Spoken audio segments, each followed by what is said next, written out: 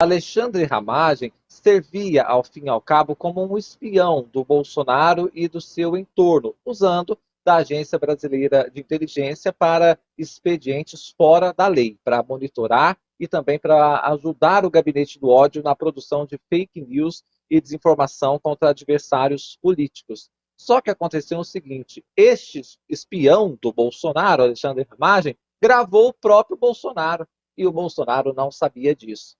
Essa gravação está repercutindo muito e é justamente um encontro entre Bolsonaro, Ramagem, General Heleno, discutindo, segundo a Polícia Federal, uma forma de blindar o senador Flávio Bolsonaro no caso das rachadinhas. Na próxima quarta-feira, o Alexandre Ramagem será chamado a prestar depoimento na Polícia Federal. Eles querem justamente mais esclarecimentos sobre essa estrutura da chamada ABIN paralela. Não chega a ser surpreendente, né, Afonso, porque a gente sabe que no último governo, né, no governo do ex-presidente, houve um aparelhamento das estruturas, né, a gente sabe que ele utilizou a BIM, é aquela velha história que acontece aqui no Estado brasileiro, né, a utilização do patrimônio público em detrimento do interesse privado, né, e a gente já teve outras denúncias de que o ex-presidente Jair Bolsonaro tinha utilizado a BIM para fazer a investigação de ministros e de opositores políticos, né? Então não chega a surpreender agora que o Ramagem, ou numa tentativa de defesa, ou vá saber o que, ele tenha feito a mesma coisa com o ex-presidente, né? O que a gente vai ver agora, Afonso e os meus colegas aqui, o pessoal do My News, a gente vai ver, primeiro, do lado do Ramagem, né? Obviamente, todo político, e o Ramagem agora ele é pré-candidato à Prefeitura do Rio de Janeiro, mas todo político no momento desse, no momento em que ele se sente acuado, ele vai falar, obviamente, que é perseguição política, né? Então, vai usar isso para dizer que estão tentando tirar ele da disputa eleitoral, que ele teria chance, porque é um reduto bolsonarista e ele poderia eventualmente vencer o Eduardo Paes. A questão no Rio de Janeiro é que a disputa eleitoral ela está em torno do Eduardo, né? Então, mas o Ramagem vai tentar fazer disso um subterfúgio e virar o jogo em favor dele. No caso do ex-presidente Jair Bolsonaro, né? Não surpreende pela defesa que ele sempre fez dos filhos. E prestem atenção que eu falo dos filhos, eu não falo da família, né? Eu já conversei sobre isso em outras entrevistas, aqui em outras conversas, aqui no My News, que tem um livro, eu sempre indico ele, eu acho maravilhoso, não sei por que as pessoas não leem, que se chama O Mínimo Eu, do Christopher Lasch, que ele fala dessa preservação que as pessoas têm em torno de si e do seu clã mais próximo. E o clã do ex-presidente Jair Bolsonaro são os filhos dele, né? Não é nem a Michelle Bolsonaro, né? Que quando o nome dela aparece para disputas eleitorais, ele ainda não se sente tão em casa para defender o nome dela, né? Mas quando a questão envolve os filhos dele, ele já falou isso em algumas manifestações dele, que ele não pouparia esforços para defender os filhos, né? Então nada disso surpreende. É claro que a gente tem que esperar toda a divulgação do conteúdo desse áudio da Polícia Federal, mas agora vai ser um jogo de empurra-empurra, né? Perseguição política, querem me tirar do jogo, continua a perseguição que começou quando esse governo assumiu o poder, né? Então a gente vai ver um diz-que-disse muito forte, né? Mas é uma característica do bolsonarismo essa autopreservação dos mais próximos, né? E aí, como o Ramagem também não é eventualmente um ser tão protegido do ex-presidente Jair Bolsonaro, é bem normal que ele se vire contra ele. Um dos poucos que não se virou foi justamente o Mauro Cid, né? Mas não é uma reação inesperada, não. O Ramagem ele foi rápido a ir às redes sociais dizendo que tudo não se passa de rasas conjecturas, mas ele não se dignificou a explicar como é que ele tinha no computador essa reunião gravada do Bolsonaro. Realmente parece que o ex-presidente foi pego de surpresa com essa gravação que não é nada boa, né, professor?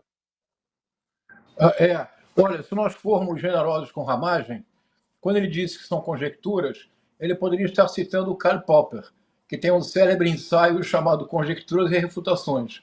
Para o azar dele, Afonso, nesse caso não há refutação possível, porque é uma gravação. Deixa eu fazer dois comentários, aproveitando o que a Daisy, o princípio da Daisy, o princípio do comentário da Daisy.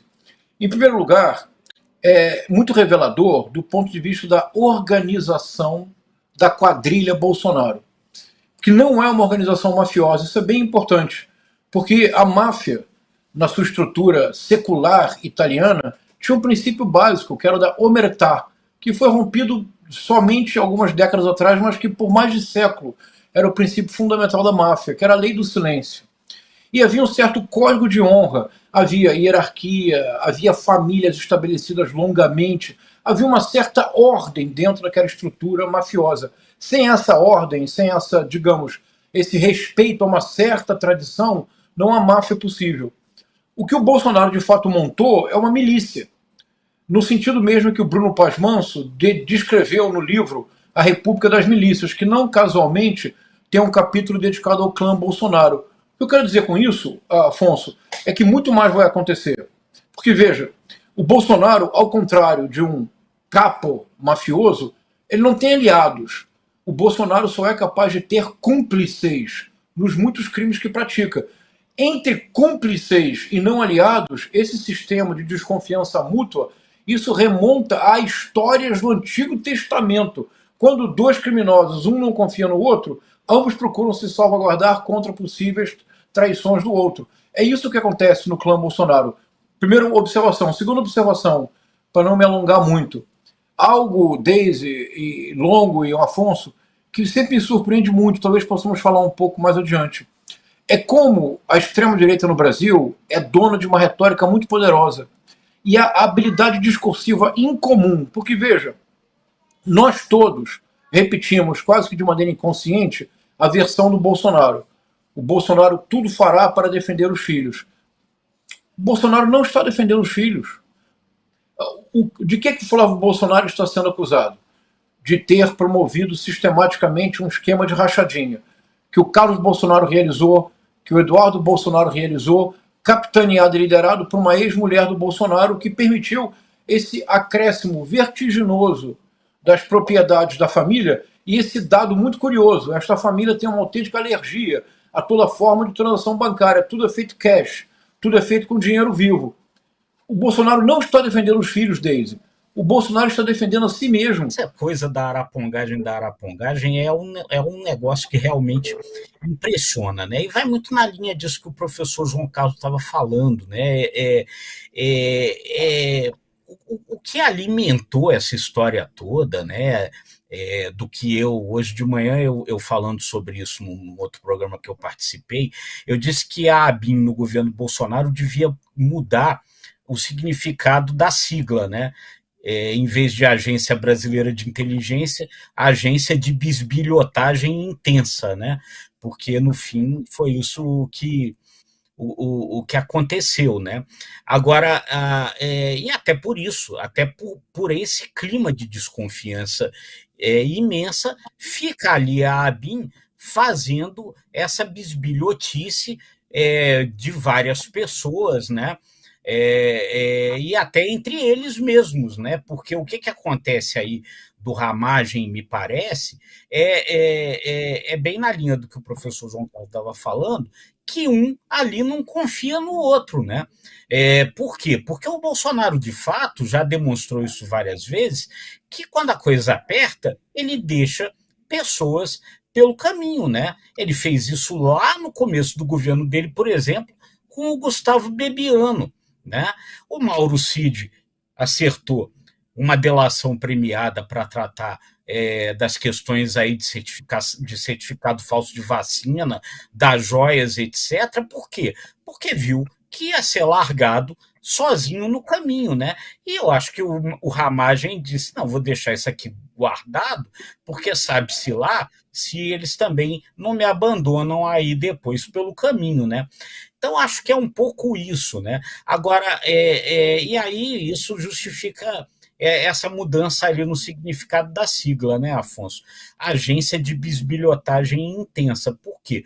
Primeiro porque fazia isso, né? Bisbilhotava os outros com o propósito de ver se encontrava podres, né? Coisas que poderia utilizar depois para constranger ali determinados adversários políticos, para constranger pessoas ali que estavam ali investigando os filhos, né, funcionários públicos, ministros do Supremo, uma variedade enorme de pessoas e tal. Então, bisbilhotagem, né? E não pode chamar Agência Brasileira de Inteligência, né? Por quê?